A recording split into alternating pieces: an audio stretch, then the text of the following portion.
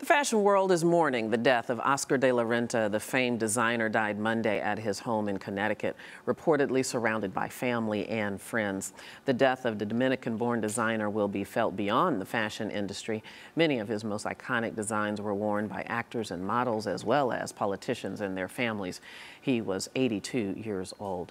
Joining us to discuss the life and legacy of Oscar de la Renta is Sirita Wright, who is the digital marketing manager for Black Enterprise and has also reported on fashion for the magazine.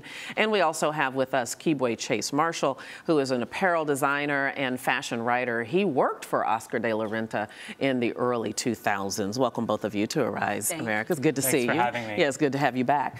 So let's just start. I think I'll start with you, Kibwe, because you had the chance to work with Oscar de la. Reminisce. What was he like to work with? I used an analogy recently where if a basketball aficionado got to play with Jordan, imagine how surreal that experience would be. Oscar de la Renta was someone who I had seen clothing designed by on the pages of Vogue and Bazaar growing up.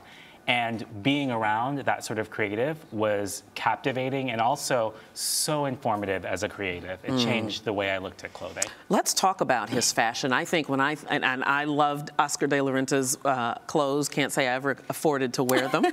However, when I think of his design, I think elegance, sophistication. Talk about his style and how he made his individual mark in the fashion world. When I think of Oscar, I definitely think of modern luxury. Though I could not go in and get a gown, he definitely symbolized an elegance, a sophistication, but he was always about quality. I had an opportunity to work with him briefly when I was finishing undergrad at Marymount University, and for our designer collections, he went through with a fine-tooth comb, and not only did he give positive critiques, but he was just so gracious and kind, and he just wanted people to continue to push further, continue to make quality products, source quality fabrics. In fact, he actually sent fabrics from his collection then to the senior designers, which was a huge deal. You don't get an opportunity to use those kind of fabrics, as a student designer.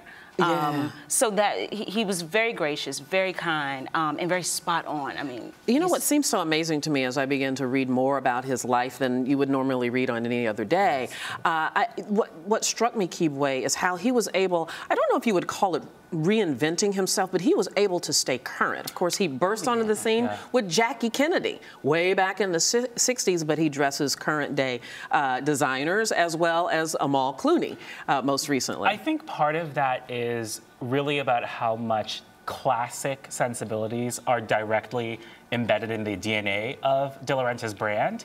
He really did the sort of clothing that it wasn't about staying current, it was about it never going away. And very timeless. It was very timeless. And part of that was really about him carving a lane in the US as a designer that was engaging of sportswear aesthetics, but really injected with his sort of Latin passion.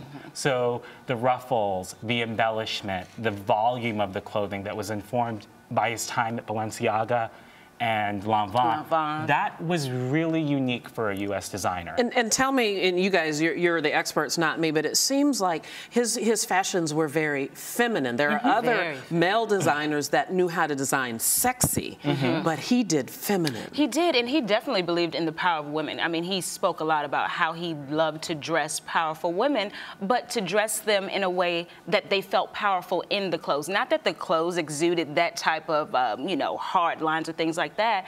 You still felt beautiful, but you felt empowered in ruffles, in these vibrant colors. And he never steered away from that. He stayed very, very true throughout the end. Even though he did dabble in social media, he did come online.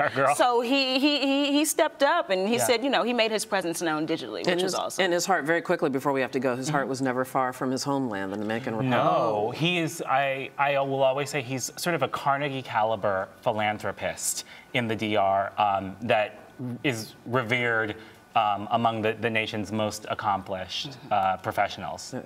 Amazing man, but his legacy will be here forever. Yes, certainly will. Kibwe Chase-Marshall, Sirita Wright, thank you so much. Thank you for having us. And you're watching Arise America.